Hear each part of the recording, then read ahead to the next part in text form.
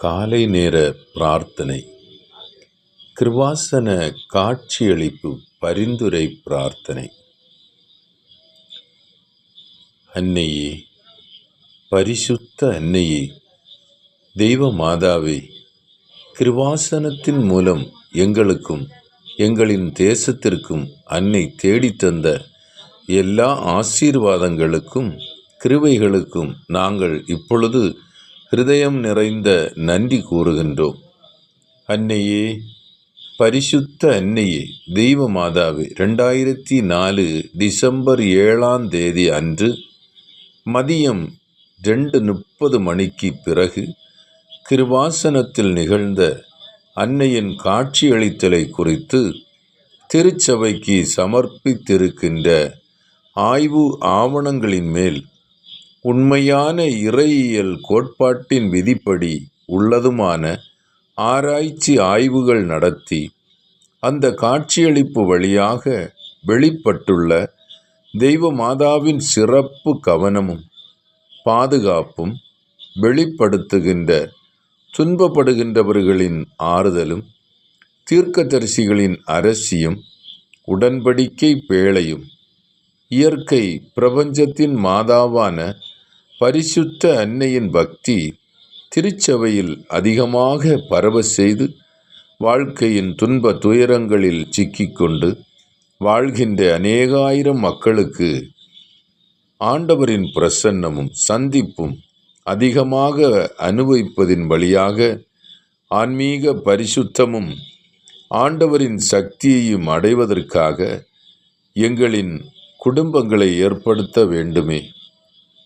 அன்னையே, பரிசுத்த அன்னையே, புலோக விண்ணகத்தின் அரசியான அங்கே உமக்கு பூமியின் பாதுகாப்பிற்காக இயற்கை பிரபஞ்சத்தையே திருச்சபை புனிதப்படுத்துவதற்காக இந்த காட்சியளித்தல் வழியாக ஏற்படுத்த வேண்டுமே.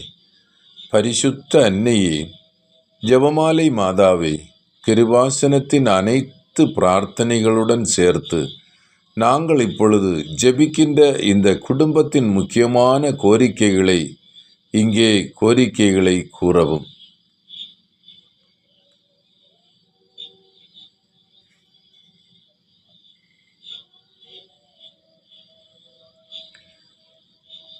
அன்னையின் காட்சியளித்தலில் இந்த ஆசீர்வாத வேளையில் எங்களுக்கு சாதித்து தருவதற்காக கருணை காட்ட வேண்டுமே.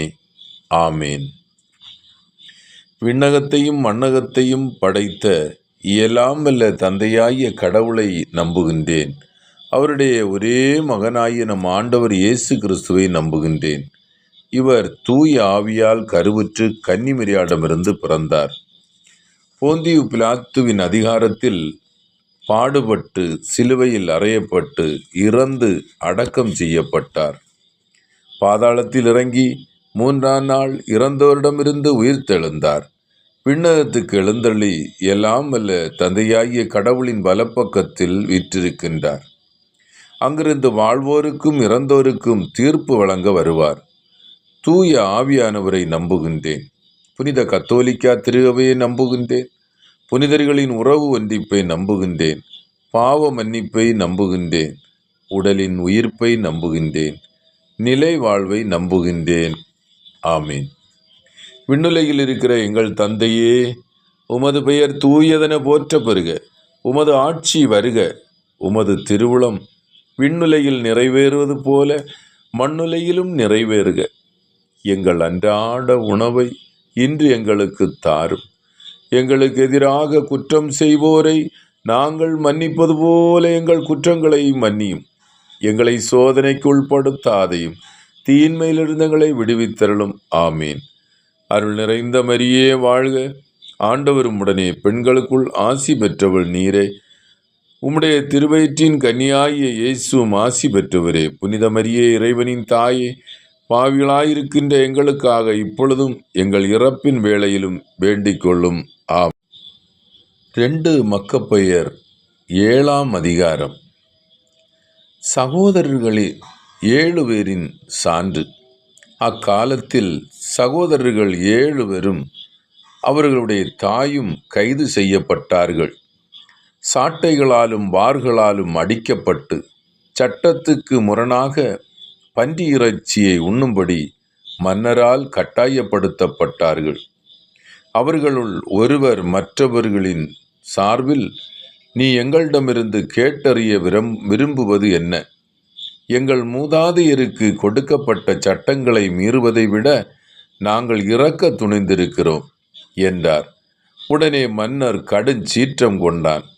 அகன்ற தட்டுகளையும் கொப்பரைகளையும் சூடாக்கும்படி ஆணையிட்டான். அவை விரைவில் சூடாக்கப்பட்டன. முன்னர் பேசியருடைய உடன்பிறப்புகளும் தாயும் பார்த்து கொண்டிருக்க, அவருடைய நாக்கை துண்டிக்கவும், குடுமி தோலை கீறி எடுக்கவும், கைகால்களை வெட்டவும் மன்னன் ஆணையிட்டான். அவரால் ஒன்றுமே செய்ய முடியாத நிலையில் அவர் இன்னும் உயிருடன் இருந்தபோதே அவரை அடுப்புக்கு அருகில் கொண்டு போய் அகன்ற தட்டில் போட்டு வாட்டும்படி கட்டளையிட்டான். அதிலிருந்து புகை எங்கும் பரவியது. ஆனால் அவருடைய சகோதரர்களும் தாயும் மதிப்போடு இறக்கும்படி ஒருவருக்கு ஒருவர் ஊக்கமூட்டி கொண்டார். கடவுளாகிய ஆண்டவர் தம்மை கண்காணித்து வருகிறார். மக்களுக்கு எதிராக சான்று பகர்ந்து அவர்கள் முன் ஆண்டவர் தம் ஊழியர்கள் மீது இரக்கம் காட்டுவார் என்று மோசேயின் திருப்பாடலில் வெளிப்படுத்தி இருப்பது போல் அவர் அண்மையாகவே நம்மீது பரிவு காட்டுகிறார் என்று சொல்லிக் கொண்டார்கள். முதல் சகோதரர் இவ்வாறு இறந்த பின் கேலி செய்யுமாறு இரண்டாம் அவரை கூட்டி வந்தார்கள்.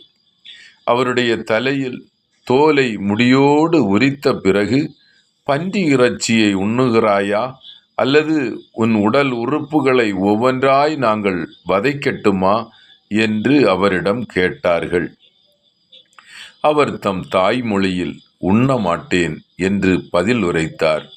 ஆகவே அவரும் முந்தின சகோதரரைப் போல கொடிய துன்பங்களுக்கு உள்ளானார். தாம் இறுதி மூச்சு விடும் வேளையில், நீ ஒரு பேயன், நீ எங்களை இம்மை வாழ்வில் நின்று அகற்றி விடுகிறாய். ஆனால் நாங்கள் இறந்த பின் என்றென்றும் வாழுமாறு அனைத்துலக அரசர் எங்களை உயிர்த்தெழ செய்வார். ஏனெனில் நாங்கள் இறப்பது அவருடைய கட்டளைகளின் பொருட்டே என்று கூறினார். அவருக்கு பிறகு மூன்றாம் அவரை அவர்கள் கொடுமைப்படுத்தினார்கள். அவர்கள் கொண்டதற்கு இணங்க உடனடியாக தம் நாக்கையும் கைகளையும் அவர் துணிவுடன் நீட்டினார். நான் இவற்றை விண்ணக இறைவனிடமிருந்து பெற்றுக்கொண்டேன். அவருடைய சட்டங்களுக்காக நான் இவற்றை பொருட்படுத்துவதில்லை. அவரிடமிருந்து மீண்டும் இவற்றை பெற்றுக்கொள்வேன் என நம்புகிறேன் என்று பெருமிதத்தோடு கூறினார்.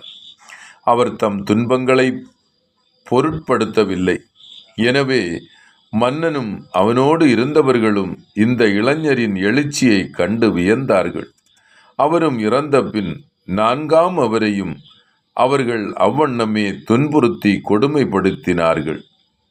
அவர் இறக்கும் தருவாயில், கடவுள் மீண்டும் உயிர்த்தெழ செய்வார் என்னும் நம்பிக்கை எனக்கு இருப்பதால் மனிதர் கையால் இறக்க விரும்புகிறேன். ஆனால் நீ வாழ்வு பெற உயிர்த்தெழ மாட்டாய் என்றார். அதன்பின் ஐந்தாம் அவரை கூட்டி வந்து அவரையும் வதைத்தார்கள். அவர் மன்னனை பார்த்து, நீ சாவுக்குரியவனாயிருந்தும் மனிதர் மேல் உனக்கு அதிகாரம் இருப்பதால் நீ விரும்பியதை செய்கிறாய். ஆனால் கடவுள் எங்கள் இனத்தை கைவிட்டு விட்டார் என எண்ணாதே. அவரின் மாபெரும் ஆற்றல் உன்னையும் உன் வழிமரபினரையும் எவ்வாறு வதைக்கப் போகிறது என்பதை நீ விரைவில் காண்பாய் என்றார். அவருக்கு பின் ஆறாம் அவரை கூட்டி வந்தார்கள். அவரும் உயிர் பிரியும் வேளையில், வீணாக நீ ஏமாந்து போகாதே. ஏனெனில் எங்கள் பொருட்டே, எங்கள் கடவுளுக்கு நாங்கள் செய்துள்ள பாவங்களின் பொருட்டே இவ்வாறு துன்பப்படுகிறோம். ஆகவேதான் இத்தகைய வியத்தகு செயல்கள் எங்களுக்கு நிகழ்ந்துள்ளன. ஆனால் கடவுளுக்கு எதிராக போராட துணிந்த நீ தண்டனைக்கு தப்பலாம் என எண்ணாதே என்று கூறினார். எல்லாருக்கும் மேலாக அவர்களுடைய தாய் மிகவும் போற்றுதற்குரியவர், பெரும் புகழுக்குரியவர். ஒரே நாளில் தம் 7 மைந்தர்களும் கொல்லப்பட்டதை அவர் கண்டபோதிலும் ஆண்டவர் மீது கொண்டிருந்த நம்பிக்கையால் அவர் அனைத்தையும் மிக துணிவோடு தாங்கிக் கொண்டார். அவர்கள் ஒவ்வொருவருக்கும் தாய்மொழியில் அறிவுரை கூறினார். பெருந்தன்மை நிறைந்தவராய் பெண்ணுக்குரிய பண்பையும் ஆணுக்குரிய துணிவையும் இணைத்து அவர்களிடம், நீங்கள் என் வயிற்றில் எவ்வாறு உருவானீர்கள் என நான் அறியேன். உங்களுக்கு உயிரும் மூச்சும் அளித்ததும் நான் அல்ல. உங்களுடைய உள்ளுறுப்புகளை ஒன்று சேர்த்ததும் நான் அல்ல. உலகை படைத்தவரே, மனித இனத்தை உருவாக்கியவர், எல்லா பொருட்களையும் உண்டாக்கியவர் அவரே. தம் இரக்கத்தினால் உங்களுக்கு உயிரையும் மூச்சையும் மீண்டும் கொடுப்பார். ஏனெனில் அவருடைய சட்டங்களை முன்னிட்டு நீங்கள் இப்போது உங்களையே பொருட்படுத்துவதில்லை என்றார். தாம் இகழப்படுவதாக அந்தியோக்கு நினைத்தான். அந்த தாயின் கூற்றில் ஏளனம் இருப்பதாக ஐயுற்றான். எல்லாருக்கும் இளைய சகோதரர் இன்னும் உயிரோடு இருக்க கண்டு, உன் மூதாதையரின் பழக்க வழக்கங்களை நீ கைவிட்டு விட்டால் உன்னை செல்வனாகவும் பிறர் அழுக்காறு கொள்ளும் வகையில் உயர்ந்தவனாகவும் ஆக்குவதோடு என் நண்பனாகவும் ஏற்றுக்கொண்டு உனக்கு உயர் பதவி வழங்குவேன் என்று சொன்னது மட்டுமன்றி உறுதியும் கூறி ஆணையிட்டான். அவ்விளைஞர் மன்னனின் சொற்களுக்கு சிறிதும் செவி சாய்க்காததால் அவருடைய தாயை அவன் தன்னிடம் அழைத்து, இந்த இளைஞர் தம்மையே காத்து கொள்ளும்படி அறிவுரை கூறுமாறு வேண்டினான். மன்னன் அவரை மிகவும் வேண்டிக் கொண்டதனால் அந்த தாய் தம் மகனை இணங்க வைக்க இசைந்தார். ஆனால் அந்த கொடுங்கோலனை ஏளனம் செய்தவராய் அவர் தம் மகன் பக்கம் குனிந்தவாறு தம் தாய்மொழியில், மகனே, என் மீது இரக்கங்கொள். 9 மாதம் உன்னை என் வயிற்றில் சுமந்தேன். 3 ஆண்டு உனக்கு பாலூட்டி வளர்த்தேன். இந்த வயது வரை உன்னை பேணி காத்து வந்துள்ளேன். குழந்தாய், உன்னை நான் வேண்டுவது விண்ணையும் மண்ணையும் பார். அவற்றில் உள்ள அனைத்தையும் உற்று நோக்கு. கடவுள் இவை அனைத்தையும் ஏற்கனவே இருந்தவற்றிலிருந்து உண்டாக்கவில்லை. இவ்வாறே மனித இனமும் தோன்றிற்று என்பதை அறிந்து கொள்வாய்.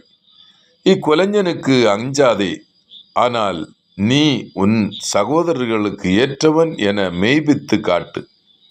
இறைவனின் இரக்கத்தால் உன் சகோதரர்களோடு உன்னையும் நான் திரும்ப பெற்று கொள்ளும்படி இப்போது சாவை ஏற்றுக்கொள் என்று சொல்லி ஊக்கமூட்டினார். தாய் பேசி முடிப்பதற்குள் அந்த இளைஞர் பின்வருமாறு கூறினார். இதற்காக நீங்கள் காத்து கொண்டிருக்கிறீர்கள்.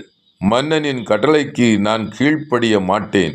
மோசே வழியாக எங்கள் மூதாதையருக்கு கொடுக்கப்பட்ட திருச்சட்டத்தின் கட்டளைகளுக்கே கீழ்ப்படிவேன். எபிரேயருக்கு எதிராக எல்லா வகை துன்பங்களையும் திட்டமிட்ட நீ கடவுளின் கைக்கு தப்ப மாட்டாய். எங்கள் சொந்த பாவங்களின் பொருட்டே நாங்கள் துன்புறுகிறோம். எங்களை கண்டிக்கவும் பயிற்றுவிக்கவும் உயிருள்ள எங்கள் ஆண்டவர் சிறிது காலம் சினங்கொண்டாலும் தம் ஊழியர்களாகிய எங்களோடு மீண்டும் நல்லுறவு கொள்வார். ஆதலால் இழிந்தவனே, எல்லா மனிதருள்ளும் கேடு கெட்டவனே, விண்ணக இறைவனின் மக்களை நீ தண்டிக்கும் போது செருக்குறாதே. உறுதியற்றவற்றை நம்பி திமிர் கொண்டு துள்ளாதே. எல்லாம் வல்லவரும் அனைத்தையும் காண்பவருமான கடவுளின் தண்டனை தீர்ப்பு நின்று நீ இன்னும் தப்பிவிடவில்லை. என் சகோதரர்கள் சிறிது துன்பப்பட்ட பின் கடவுளுடைய உடன்படிக்கை ஏற்ப என்றுமுள்ள வாழ்வில் பங்கு கொண்டார்கள்.